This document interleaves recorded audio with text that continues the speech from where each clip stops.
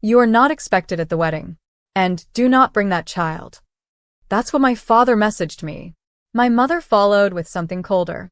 She doesn't belong in our family. And neither do you. I just stared at the screen. My daughter, Ava, was 5. She'd been picking flower petals beside me, humming off-key, completely unaware her own grandparents had disowned her with 10 words. I didn't cry. I didn't scream. I didn't even reply. I just sat there, feeling something calcify in my chest. My brother, Caleb, was getting married at the family estate in Charleston, the same house I grew up in, the same house I scrubbed top to bottom every summer as my way of contributing. And now I was nothing more than an inconvenience. Because Ava didn't have a father. Because I didn't follow their plan. I held Ava close and whispered, "You belong to me." Then I called the bank. Calmly. Coldly. And did one thing my family never thought I had the courage or legal authority to do. When I hung up 11 minutes later, our entire family fortune had already started shifting. And the wedding? Oh, I still planned on attending. 12 years ago, when my grandfather died, he left everything to my mother, but with one unusual condition. The trust would pass to her children equally upon her death or incapacitation. And guess who had power of attorney? Me.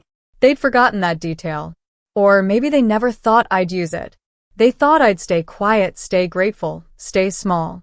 But that Friday, while they rehearsed flower arrangements and brunch speeches, I sat across from my banker and calmly transferred over $3.2 million into a holding account under my legal name, the maximum permitted for asset protection under Clause 14b. By the time the estate lawyer was notified, the funds were already in process. "Do you want to notify your family?" he asked me. I smiled. "No. Let them find out when the florist check bounces." Meanwhile, Ava and I stopped at a small boutique and bought her a cream lace dress. I let her pick sparkly shoes. I bought myself a navy suit, sleek and silent. That night, I texted my father exactly one word. Understood. Then I silenced my phone. The ceremony was the next day, and I was done being invisible. The estate buzzed with music, floral deliveries, and the kind of laughter only money can buy. I parked 3 blocks away. Ava held my hand tightly. "Are we allowed to go, Mommy?" I knelt beside her. "We're not crashing anything, baby. We're reclaiming what's ours." As we approached the gates, the security guard squinted. "Sorry, ma'am, this is a private event." I handed him the ownership transfer document, notarized and filed that morning. His eyes widened. He radioed something in, stepped aside. Inside the estate, my mother was mid-toast when the event manager whispered in her ear. She turned pale. Her voice cracked. "There's been an issue with the venue." I walked in, Ava beside me, calm as ice. "You," my mother spat. "How dare you show up here?" I smiled faintly. "As of 9:41 this morning, this property is under shared ownership between me and your trust. You wanted me gone, but the law says otherwise." Caleb's fiancé looked between us, stunned. "Is this a joke?" "Oh no," I replied softly. "But you'll remember this punchline for the rest of your life." My mother lunged toward me, but the estate lawyer stepped in first. "She's telling the truth." The room collapsed into stunned silence.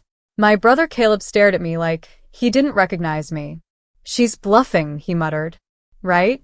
She's lying." The estate lawyer unfolded the paperwork, stamped and signed. "It's legitimate. As of this morning, Rain is a legal co-owner of the Whitaker estate, including this house." My mother's hand flew to her mouth. The photographer kept filming. The planner whispered into her earpiece. Guests began murmuring. They could smell the scandal.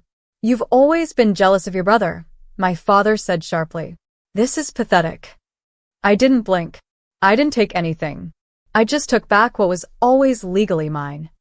Caleb's fiancé turned to him. "You told me she was cut off, that she had nothing." I met her gaze. "They lied to you, just like they lied to me." But I brought receipts. The florist walked in furious. "Credit card declined. We need immediate payment or we're pulling the installations." All eyes turned to Caleb. "Pay it," he snapped. I tilted my head. Why don't you use your Amex Black? Oh, right, it's linked to the family account. The one I now control. And just like that, his hands started shaking. My mother stormed toward me, fury on her face. You smug little. Careful, I said quietly, blocking Ava behind me. There are cameras and witnesses. She stopped cold.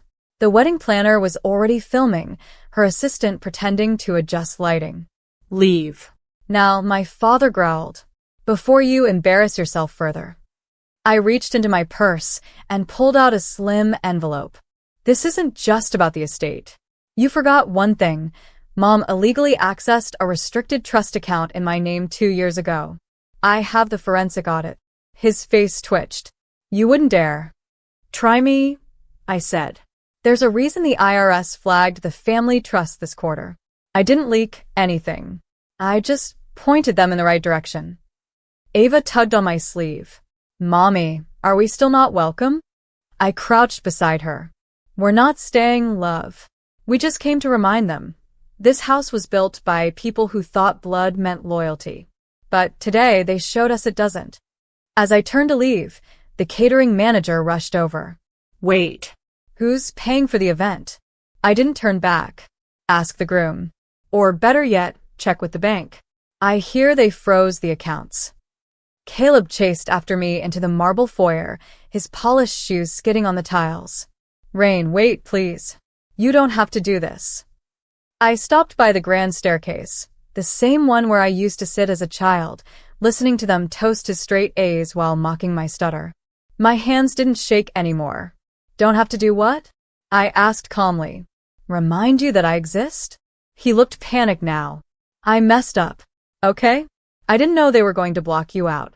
I thought you'd moved on. You didn't even ask, I said. Not once. You had a daughter's room converted for your wedding registry. That takes planning. Caleb looked away. By the way, I added, tell your fiancé to cancel the honeymoon. The travel agency payment bounced. I gave them your cell. His face drained of color. And your groomsmen's suits? Yeah. I called the rental company myself. They'll be arriving to collect in about 20 minutes. You might want to take photos now.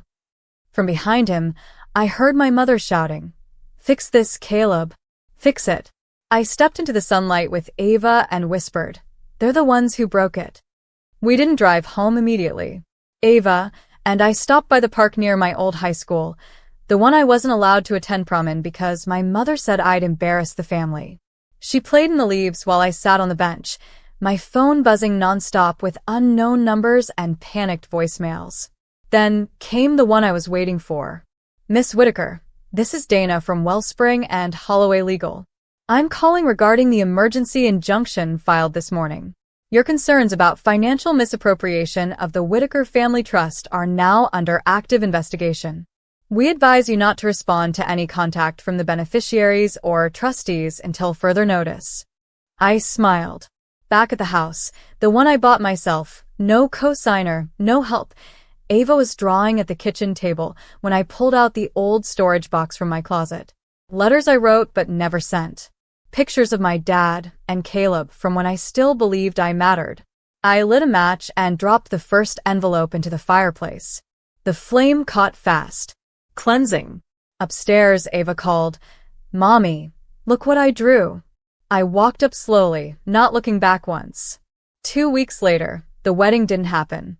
The estate lawyer froze the family trust pending litigation.